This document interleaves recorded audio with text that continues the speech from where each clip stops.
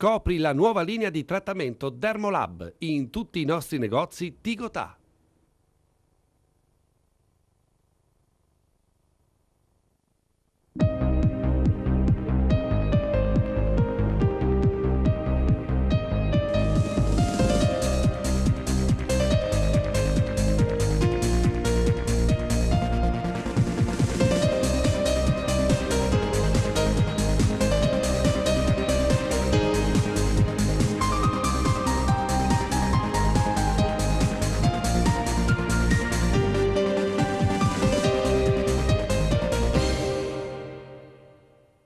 Scopri la nuova linea di trattamento Dermolab in tutti i nostri negozi Tigotà. Centro Benessere Columbus, centro specializzato e qualificato a vostra completa disposizione per trovare la giusta risposta ad ogni esigenza del vostro corpo. Piscine Columbus. Qui, oltre ai numerosi trattamenti di bellezza viso e corpo proposti, potrete associare rilassanti sedute in saune finlandesi e bagno turco in un ambiente esclusivo. Trascorrere piacevoli giornate tra le calde acque termali delle piscine e vasche idromassaggio, assaporando la meravigliosa sensazione di star bene con il proprio corpo e la propria mente, ritrovando energia e vitalità. Aperto tutto l'anno, anche fino a tarda sera. Piscine Columbus, Abano Terme Padova. Per informazioni telefono 049 8601 555 o 049 8600 744.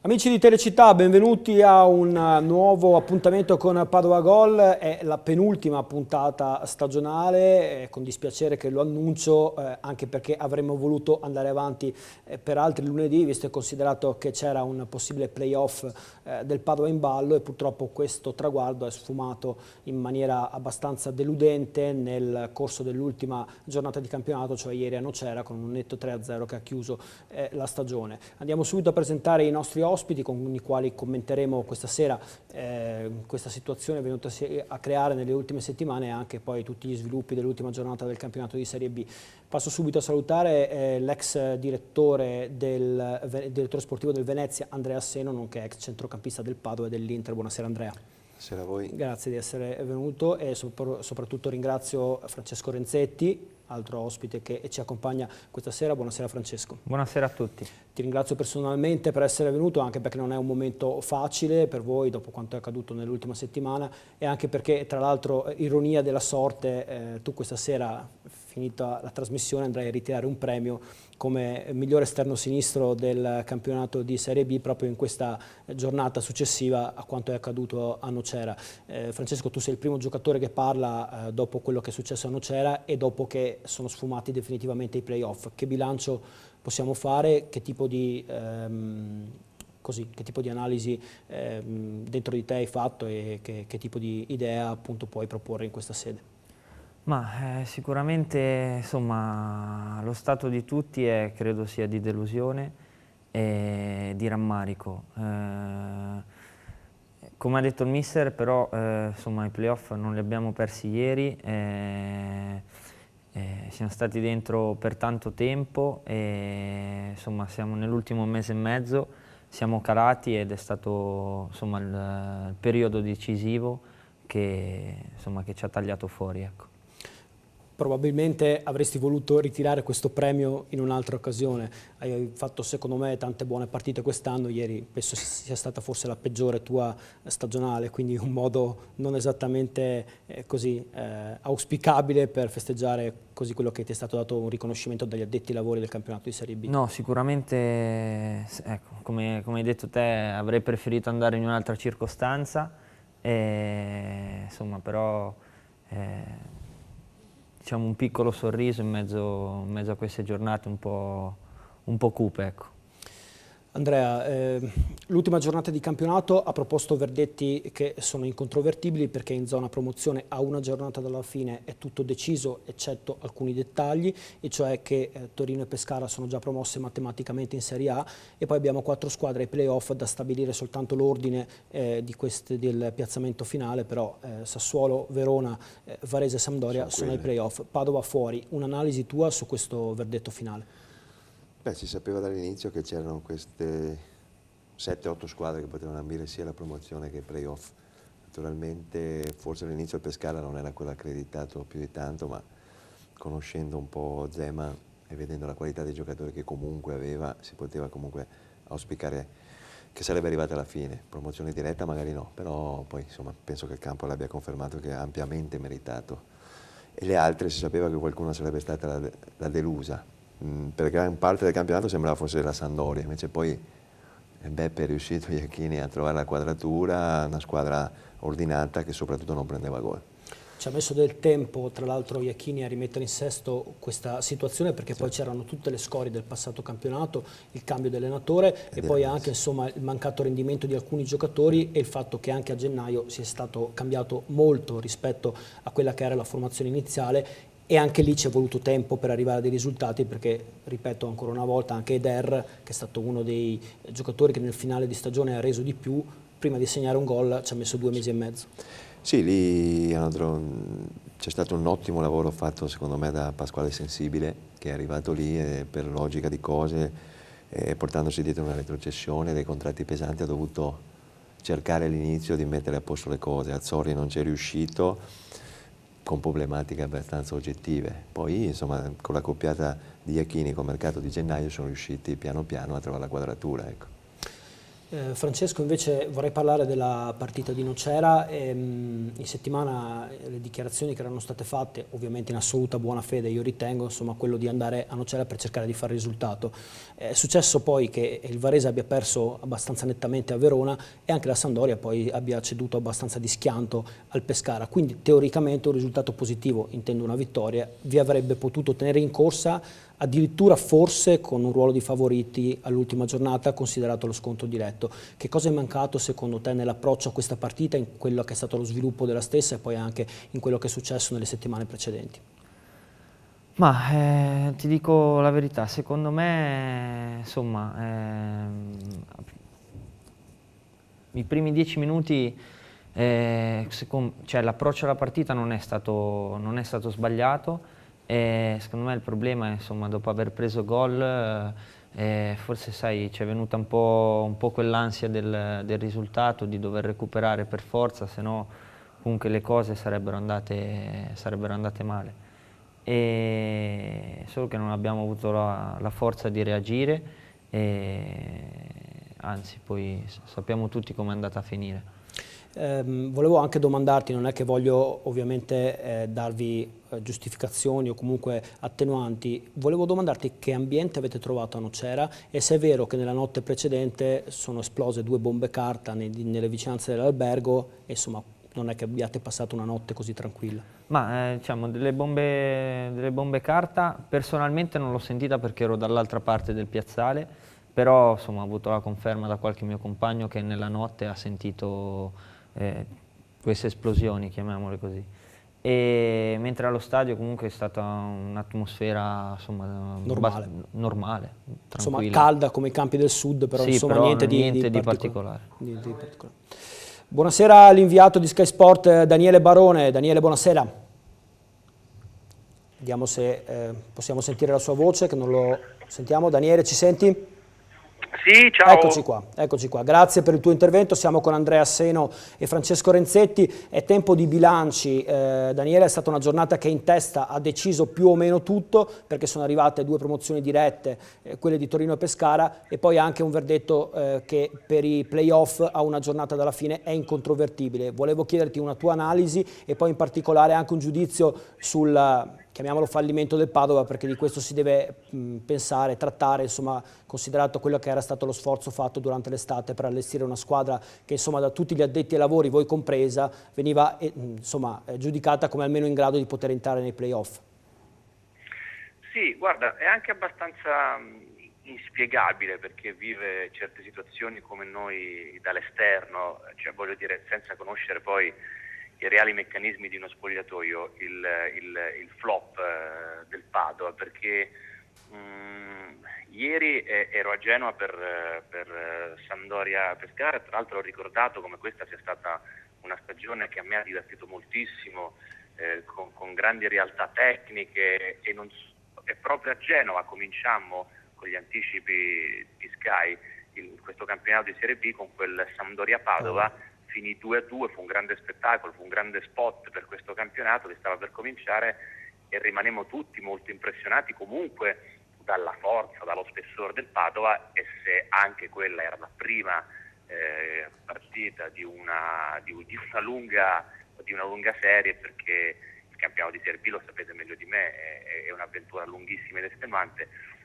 Però se anche quella era soltanto la primissima impressione, però fu un'impressione molto forte, cioè il Padova davvero sembrava attrezzato per vincerlo questo campionato, o perlomeno per concorrere fino alla fine. Per lottare fino alla fine.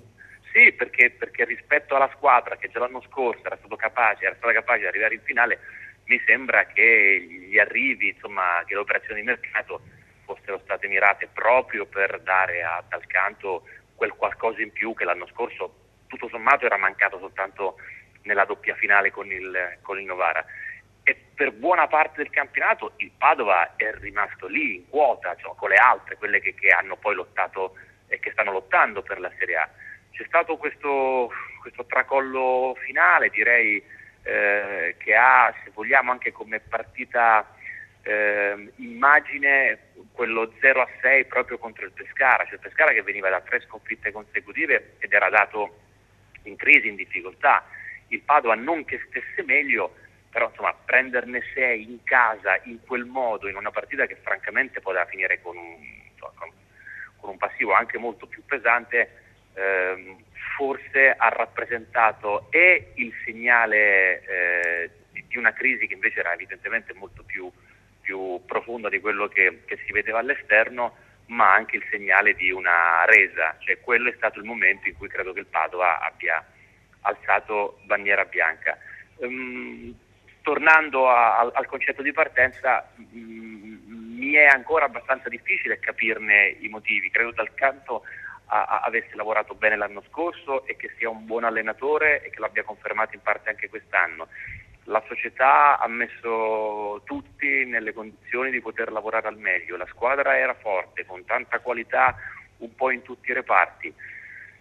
Adesso poi lì avete chi meglio di me, forse che conosce i meccanismi dello spogliatoio, può capire che cosa è successo. A me resta il senso di una grande incompiuta. Il Padova aveva, credo, davvero tutto per poter lottare per vincere questo campionato. Senti Daniele, prima di salutarti volevo soltanto chiederti questo. Tu hai toccato in maniera così marginale, hai comunque parlato del lavoro di Dal Canto. Volevo chiederti secondo te quali errori può aver commesso nelle partite che hai visto tu e che insomma che hai seguito tutto il campionato, non soltanto il Padova ma chiaramente tutti i principali posticipi, anticipi, le partite di maggior spicco. Che errori può aver commesso nel corso della stagione dal tuo modo di vedere? Ma guarda, anche qui parlare di errori è sempre abbastanza complicato, perché Dal Canto già l'anno scorso aveva impostato la squadra praticamente in un certo modo e su quella traccia è ripartito anche in questa stagione. Poi ad un certo punto ha cambiato modulo, ha giocato con il trequartista, senza il trequartista, ha giocato con l'attacco, con vari sistemi di gioco, però anche lì vai a capire se lui ha cambiato perché vedeva che la squadra non rispondeva più tatticamente da un certo punto di vista o perché c'è stata un po' di confusione. Credo che intanto non abbia fatto bene alla squadra dall'inizio, al di là delle parole di circostanza, avere, non so, questo eterno ballottaggio per il ruolo di playmaker, gioca Italiano, non gioca Milanetto, rientra Milanetto e poi va fuori Italiano. Italiano e Milanetto hanno una storia calcistica di grande rilievo, almeno per la Serie B, e metterli in concorrenza tutte le settimane credo che non sia stato saggio. Certo. Però la società evidentemente ha voluto dare a Dal Canto addirittura doppioni importanti in tutti i ruoli e anche in quel ruolo lì. Forse qualche errore di strategia c'è stato, vuoi nelle scelte della società, che però sembravano la scorsa estate scelte mirate a dare grande abbondanza a Dal Canto, e forse anche a Dal Canto che ad un certo punto si è trovato in difficoltà nella gestione del gruppo. Certo. Poi ecco, da qui a metterlo sotto la ghigliottina ce ne passa. Io credo che Dal Canto sia un buon allenatore e continuerà a dimostrarlo anche nei prossimi anni. Poi mi sembra una persona molto seria ed un gran lavoratore. Diciamo che molto semplicisticamente che evidentemente non si è creata quest'anno l'alchimia giusta per poter ripetere almeno il cammino dell'anno scorso. Grazie Daniele, ti ringraziamo ancora per questo intervento, alle prossime occasioni. Grazie a Daniele Barone, inviato di Sky Sport. Andrea, da fuori è sempre difficile farsi un'idea, però tu hai visto il Padova in diverse occasioni quest'anno. Volevo domandarti, secondo te che analisi si può fare, ovviamente nei limiti di quello che uno può vedere dall'esterno? Sì, come hai detto bene te, bisogna essere dentro e capire. Dall'inizio sembrava una rosa altamente competitiva. Mi sembra che la società avesse sposato la teoria di avere 2 giocatori importanti per ogni ruolo, ha dimostrato.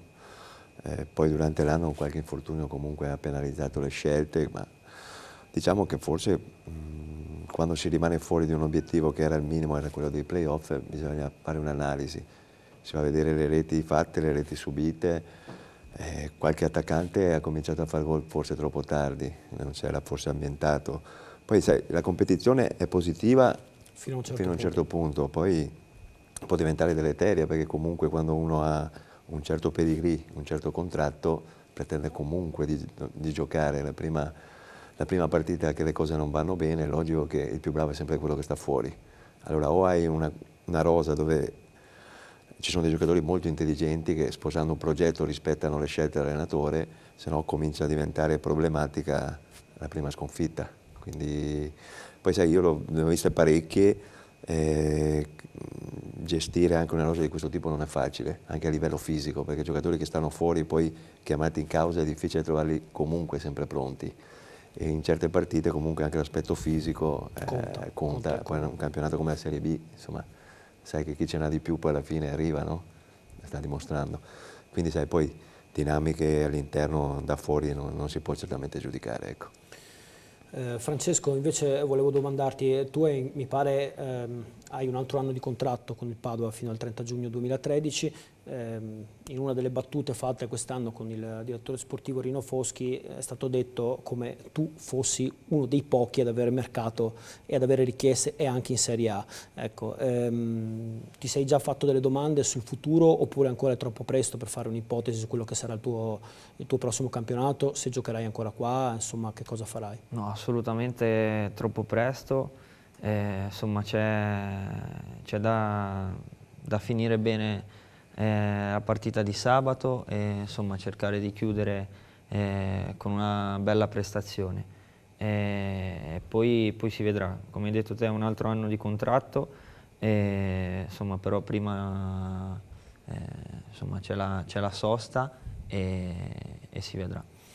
Nell'analisi che ho fatto in questi giorni sottolineavo come il Padova fosse terzo in classifica a pari merito col Verona dopo la partita vinta col Cittadella 1-0 alla terza di ritorno. In quel momento il massimo vantaggio sulla zona playoff 10 punti e 13 sulla Sampdoria. Ecco, se c'è stato un momento secondo te nel corso del girone di ritorno in cui la stagione è virata male, può essere individuato in Padova Pescara 0-6 oppure ancora lì c'era qualcosa che potesse essere fatto? No, secondo me, insomma, quella lì è stata una sconfitta pesante, però secondo me non è che avesse dichiarato i giochi fatti oppure no. Era ancora tutto aperto, insomma, la partita dopo avevamo avuto la possibilità di rifarci subito e stavamo vincendo 2-0. Solo che siamo usciti da Grosseto con un punto solo e ha lasciato molto l'amaro in bocca, perché comunque insomma dopo una sconfitta così andare a vincere subito non era facile, avrebbe Ha avuto un significato anche dal punto di vista psicologico molto importante. Sicuramente sì, invece insomma sei uscito un po' così da Grosseto e poi le partite successive comunque non siamo riusciti a prendere i 3 punti e secondo me è lì che abbiamo perso un po' di terreno. Durante l'estate nelle valutazioni che venivano fatte dagli addetti ai lavori, insomma la maggior parte poi con delle sfumature, chi più chi meno, il Padova veniva così considerato in grado di lottare per la promozione diretta, il che non significa poi che insomma automaticamente sareste finite nelle prime 2, però insomma come valore dell'organico eravate in grado di giocarvela fino in fondo. Io ti volevo domandare questo, considerato il fatto che per un girone abbondante siete rimasti fra le prime 3, le prime 4, comunque sempre insomma in zona molto alta, che valutazione avevi tu d'estate quando sei partito con i tuoi compagni, insomma, e quali credevi potessero essere insomma, le vostre potenzialità e poi nel corso della stagione se hai cambiato idea oppure se ci avete creduto, almeno dentro di voi, provando a crederci fino in fondo? No, sicuramente insomma, le aspettative erano buonissime perché comunque la rosa era stata rinforzata e insomma credo fino a marzo o primi di aprile comunque siamo stati sempre lì, sempre tra le prime 3-4 con un notevole dispendio di energie comunque perché insomma, cercare di vincere è diverso che provare a salvarsi. E insomma, come ti ho detto prima, abbiamo avuto il calo nel momento decisivo, l'ultimo mese e mezzo, che si sa che è quello che insomma, determina tutto. Tra l'altro vi si attendeva un po' al varco perché si diceva dal punto di vista fisico che di solito il Padova esplode in primavera, questo in parte non è che non sia avvenuto perché io ho visto un miglioramento dal punto di vista fisico, però appunto in alcuni momenti c'è stato qualcosa che non è funzionato e che poi forse vi ha trascinato al ribasso più psicologicamente che dal punto di vista atletico, perché insomma c'eravate in campo. Può darsi che a livello psicologico abbiamo tra virgolette lasciato qualcosa e insomma tanto tutti fanno riferimento alla stagione scorsa, si sapeva secondo me che ripetere la stagione scorsa insomma, era molto difficile, e anche perché insomma, due situazioni completamente diverse, opposte praticamente. L'anno scorso hai rincorso e hai raggiunto insomma, i playoff e stavi quasi per vincerli. Insomma, arrivando in finale, e a livello mentale eri superiore a tutti gli altri a livello di entusiasmo. Quest'anno invece, insomma, stando sempre lassù, appunto, ha avuto il calo, così hai perso un po' di entusiasmo che è quello che nel finale di stagione magari può comunque fare la differenza.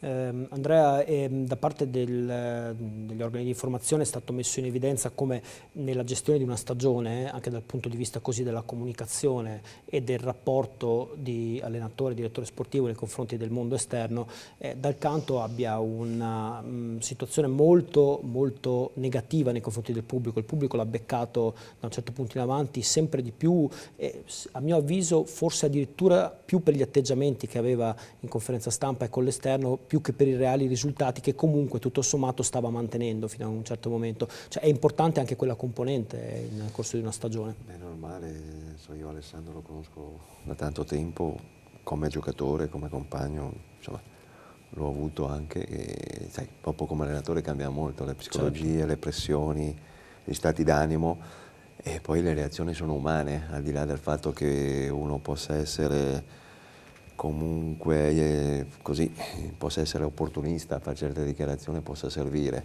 Poi invece uno ritiene che comunque ci sia una certa conduzione morale, dire quello che si pensa, si assume le proprie responsabilità. Io lo ritengo un uomo, perché lo conosco da tanto tempo, e ci ha detto certe cose, vuol dire che le pensava, naturalmente sapendo quali erano anche i rischi a cui andava incontro. Certo, però ha scelto la sua strada. Un'altra cosa volevo chiederti, si è messo in evidenza come per costruire questa squadra Cestaro abbia speso veramente tantissimo e si trovi di fronte alla gestione più onerosa da quando è presidente del Padova. Adesso ci sarà un consiglio di amministrazione fra circa 8 giorni e in quel caso là bisognerà ripianare le perdite e programmare la prossima stagione. Ecco, due cose volevo chiederti. Alla fine tanti esempi dimostrano come non sempre spendere tanto sia sinonimo alla fine di arrivare a un risultato. Basti vedere il Pescara, il Verona, che hanno fatto una squadra veramente con poche risorse. Lo stesso Sassuolo ha speso di meno rispetto al Padova, eppure è lì. Sono situazioni diverse, però insomma ci sono tanti componenti, anche questa è una di quelle che per il futuro, cioè io voglio trasmettere questo messaggio, non è detto che se in futuro verrà ridimensionato il budget alla fine bisognerà abbandonare qualsiasi sogno di gloria. Ecco, questo volevo commentare con te. Assolutamente no, cioè, la storia del calcio è piena di realtà, di esperienze che comunque, guardando il bilancio, ha ottenuto dei risultati straordinari. Non è sempre, però è logico che se uno può avere scelta deve farla nel maggior modo possibile. Poi è logico che non sempre, il calcio è bello per quello, abbiamo visto la finale dei Champions, non è che abbiamo vinto la migliore, no? Però evidentemente la società farà delle riflessioni, perché sicuramente ha speso parecchio, e quindi non so, adesso sai, ti ripeto, io sono un esterno, quindi non so giudicare, certo, non conosco i bilanci, però i giocatori erano importanti quest'anno, non so che linea seguirà, però insomma qualsiasi linea sia, sicuramente sarà un Padova che punterà comunque per le prime posizioni, insomma. Francesco, invece in questi giorni è chiaramente abbastanza inevitabile, insomma c'è la rabbia dei tifosi, la delusione dei tifosi, ecco, che se la sono presa anche con voi giocatori. Ecco, volevo domandarti che messaggio ti senti di dare ai tifosi e secondo te quante responsabilità avete anche voi giocatori in questo risultato sportivo che non ha rispettato poi le attese che c'erano da parte di tutti, voi compresi. Sicuramente noi giocatori abbiamo tantissime colpe, perché siamo noi quelli che scendiamo in campo e quindi ovviamente siamo noi i principali indiziati. I tifosi, posso dire che li capisco i loro stati d'animo e non so cosa dirti. Cos'altro dire? Certo. Volevo chiederti qual è il Padova secondo te che nel corso della stagione è stato il Padova magari più vicino a quello che avevate in mente, che aveva in mente il tuo allenatore e voi stessi? C'è stata una partita insomma che si può dire quello era quasi il top che potevamo raggiungere, che poi magari non è rimasto? Secondo me la partita di Empoli è stata la più bella che abbiamo fatto quest'anno. Insomma, oltre alla vittoria ai gol fatti, ecco, avevamo creato tantissimo subendo poco, e forse ecco, quella lì è stato l'apice della prestazione. Per quanto riguarda invece lo spogliatoio, è stato fatto notare sia da parte di Andrea Seno ma anche di Daniele Barone che non è facile gestire uno spogliatoio così ampio, no? Quando siete tanti in concorrenza e tutti di livello. Volevo chiederti come è stato vissuto nel corso dell'anno la concorrenza. Ovviamente non tutti la, tra virgolette, sopporteranno nel modo giusto, chi più chi meno, insomma com'era il clima all'interno dello spogliatoio? Il clima era sereno, comunque tutti avevamo lo stesso obiettivo e comunque questo secondo me non è stato un problema, perché insomma c'era anche quando le cose andavano bene, i ballottaggi, giocatori magari un po' più importanti, appunto c'erano anche quando eravamo terzi, secondi, quarti, e quindi non è stato quello il problema assolutamente. Bene, noi ci fermiamo un attimo per una pausa pubblicitaria e poi torniamo per la seconda parte di Padova Gol.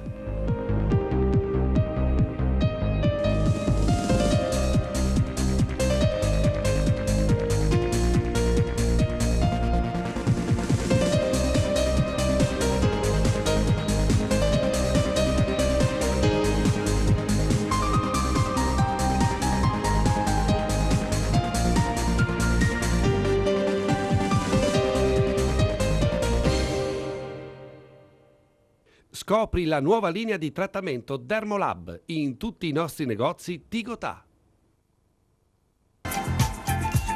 Centro Benessere Columbus, centro specializzato e qualificato a vostra completa disposizione per trovare la giusta risposta ad ogni esigenza del vostro corpo. Piscine Columbus. Qui, oltre ai numerosi trattamenti di bellezza viso e corpo proposti, potrete associare rilassanti sedute in saune finlandesi e bagno turco in un ambiente esclusivo. Trascorrere piacevoli giornate tra le calde acque termali delle piscine e vasche idromassaggio, assaporando la meravigliosa sensazione di star bene con il proprio corpo e la propria mente, ritrovando energia e vitalità. Aperto tutto l'anno, anche fino a tarda sera. Piscine Columbus, Abano Terme Padova. Per informazioni telefono 049 8601 555 o 049 8600 744.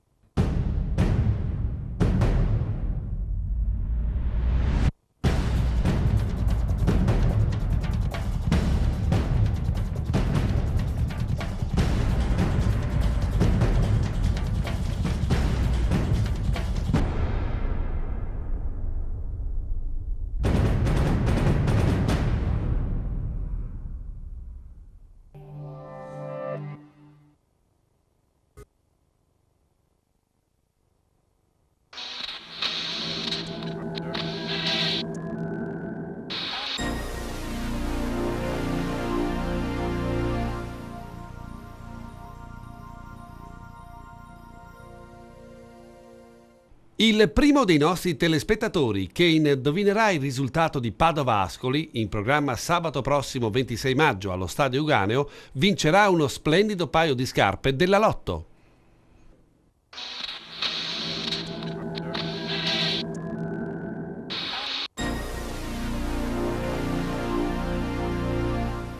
Siamo tornati per la seconda parte di Padova Gol, dunque siamo con Andrea Seno e Francesco Renzetti, abbiamo discusso a lungo di questa situazione e lo faremo ancora in questi ultimi minuti. Andrea, invece vorrei dedicare anche una parola al Cittadella che ha ottenuto questa salvezza per l'ennesima volta nel corso degli ultimi anni, insomma un traguardo che non va mai sottolineato con minor forza perché è un successo veramente incredibile tenere un paese a questi livelli come del resto lo è il Chievo, un quartiere che continua a rimanere in Serie A.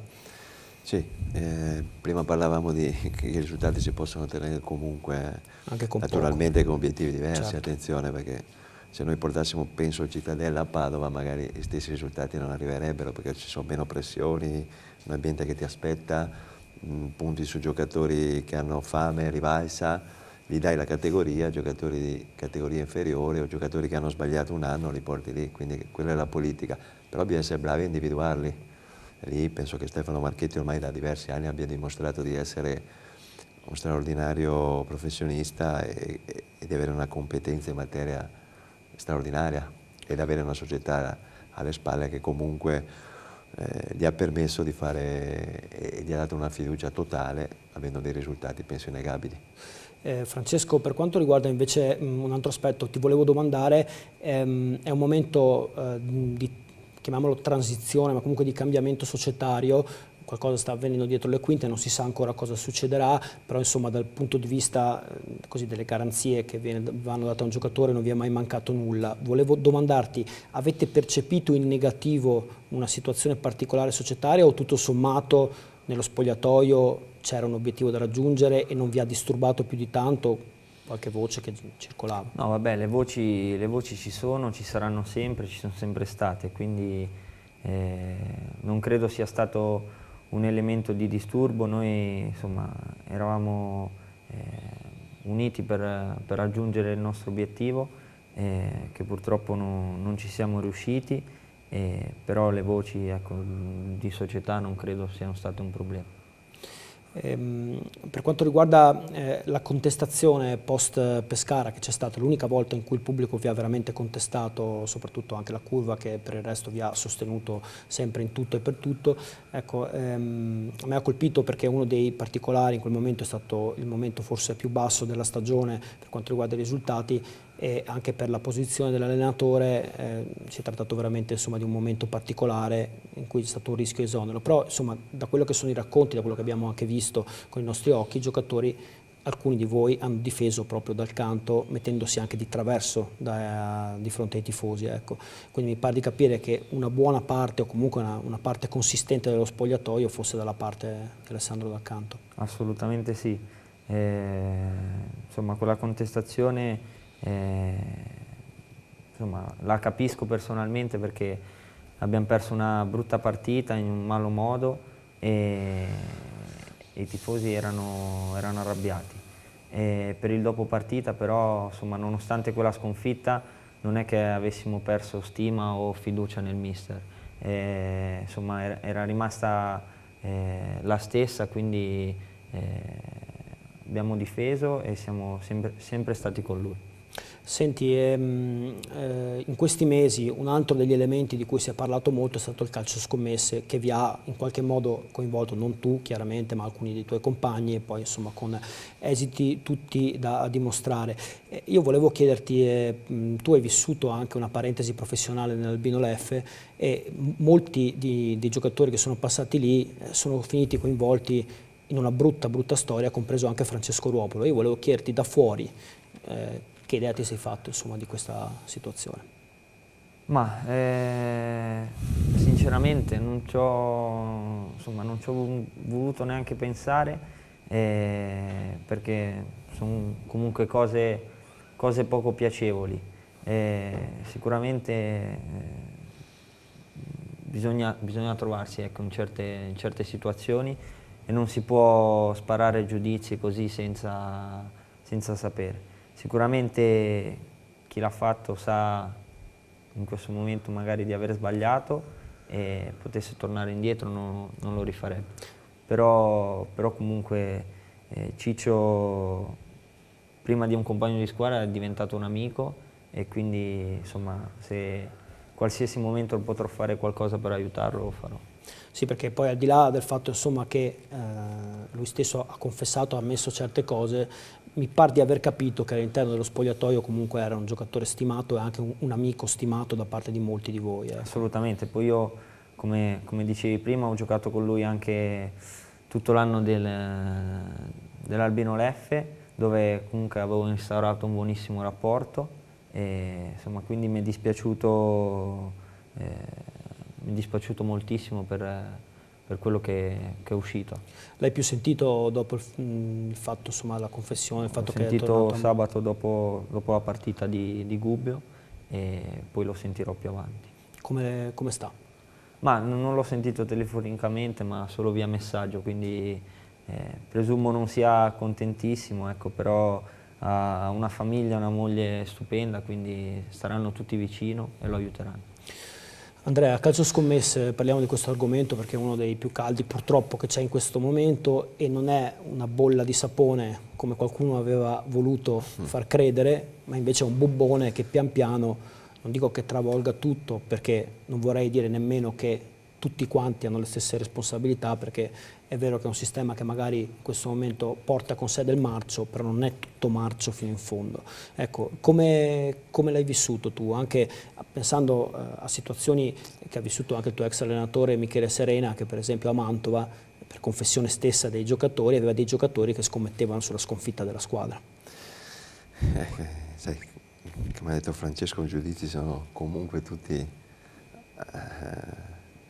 negativi e poi parecchi di quelli che sono coinvolti li conosciamo. È stata veramente una cosa che ha travolto tutto, perché comunque finché non la scopri pensi che sia una cosa impossibile. Invece poi vai a vedere e non erano uno o due, ma erano cose ben organizzate. Poi quando si affaccia anche la malavita sui guadagni facili così diventa poi anche ingestibile a un certo punto.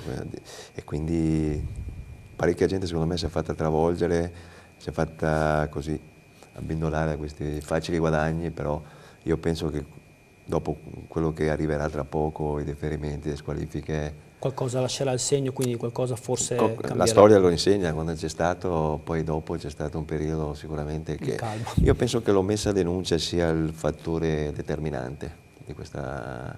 Dovrebbero colpire l'omessa denuncia perché in quel modo lì nessuno si può avvicinare, perché comunque c'è la paura che qualcuno possa denunciarti. Sì, certo. Far finta di niente poi è la colpa più grave. Dici che è troppo blanda l'omessa denuncia al momento rispetto... Sì, secondo me è quello, perché... Uno fa finta di niente, dice, non so, è anche umano, no? Perché certo. uno dice io non so niente, non voglio saperne. Sì. Se invece uno che poi si constata che è venuto comunque a saperlo ma non ha denunciato, è passibile di squalifica, allora ci pensa un attimo. Cambiano le cose.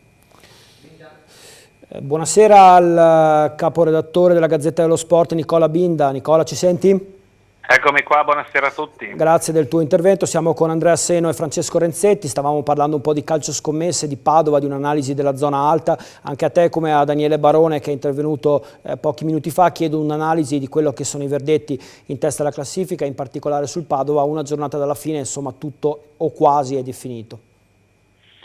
Sì, diciamo che è tutto definito, soprattutto per il Padova, è andata male, è stata una delusione, francamente come minimo i playoff era lecito aspettarseli da questa squadra, invece c'è stata questa seconda parte della stagione secondo me deludente e anche abbastanza inspiegabile, insomma, perché la squadra comunque era competitiva e poteva arrivare fino in fondo. E per quanto riguarda i playoff è tutto scritto, a parte le posizioni, vanno chiarite bene chi sarà la terza, chi sarà la quarta, la quinta e la sesta, e si saprà solo l'ultima giornata, mentre come ben sappiamo le promozioni dirette sono già scritte e secondo me ben meritate, perché tutto sommato il Torino per la continuità e il Padova e il Pescara per il calcio spettacolo offerto, questa Serie A se la sono meritata tutta. Nicola, ti volevo chiedere questo, tu che analisi fai di questo, chiamiamolo fallimento perché lo è, insomma, non essere arrivati nemmeno nei playoff, che responsabilità dai ad Alessandro Dal Canto e quanti eventualmente alla società, insomma che tipo di idea ti sei fatto sulla situazione, anche perché il Padova l'hai visto in parecchie occasioni quest'anno? Sì, certo, l'ho visto, secondo me era uno squadrone che è stato messo in mano a un allenatore sicuramente bravo, serio e preparato, ma forse che andava più aiutato a gestire certe situazioni, certe patate bollenti che fin dall'inizio sembravano difficili da gestire. E certi equivoci tattici non sono mai stati risolti e a lungo andare hanno pesato sul rendimento della squadra. Io credo che poi a gennaio la società aveva deciso di intervenire, poi alla fine ha fatto dietrofront e non è più intervenuta, e secondo me ha sbagliato, perché secondo me qualcosa andava corretto lì, anche se l'organico comunque era già forte e competitivo. Però ripeto, tra la costruzione della squadra a tavolino fatta... Purtroppo si è interrotto il collegamento, chiediamo un attimo alla regia di ripristinarlo, intanto parliamo ancora con Andrea Seno in attesa di Nicola. Tu hai vissuto a Venezia situazioni particolarmente difficili dal punto di vista economico, e si è detto anche che sono proprio queste situazioni in cui fiorisce proprio queste situazioni anche magari difficili di calcio scommesse, o comunque di mancate arrivo degli stipendi, insomma quando la gente deve vivere e non ce la fa. Insomma tu ne sai qualcosa perché hai vissuto veramente delle situazioni che non auguro a nessuno. No, vabbè.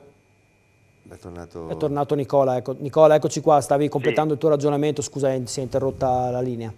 Sì, ecco, no, stavo dicendo che io ho grandissima stima dello staff manageriale del Padova, da Rino Foschi in poi, così come credo che Dal Canto sia un ottimo allenatore di grandi prospettive, molto serio, preparato e scrupoloso. Però tra le strategie fatte al mercato dalla società e il lavoro sul campo fatto da Dal Canto non ci sia stato collegamento, cioè sembra che le idee non collimassero. In teoria tutto poteva filare, ma alla resa dei conti erano due teste diverse, e quindi credo che questa differenza a lungo andare abbia nuociuto sul rendimento della squadra. A questo proposito, Nicola, è proprio nel mercato di gennaio, io so che stiamo parlando di un giocatore che certamente non è un campionissimo che avrebbe fatto chissà quale la differenza. A questo proposito ti dico, proprio mi inserisco in questo discorso dicendo che all'ultimo giorno di mercato Foschi aveva trovato un rinforzo che era Rolf Felcher del Parma, un esterno destro che poteva fare anche il centrale, e alla fine, da quanto ammesso anche da Dal Canto non lo riteneva veramente fondamentale per migliorare la qualità, quando spesso nel corso della stagione si è fatto notare invece come al Padova mancasse un'alternativa sulla fascia destra a Donati. Ha giocato qualche volta a Legati, non sempre con buoni risultati. Beh, Felcher era da prima di gennaio che Foschi aveva la possibilità di prenderlo. Certo. E quindi non è stata un'idea dell'ultimo momento, era un giocatore che il Padova aveva in pugno e poteva prenderlo, e non ha deciso di prenderlo. Ma se il Padova non è andato nemmeno ai playoff, non è perché non ha preso Felcher, sicuramente. Certo.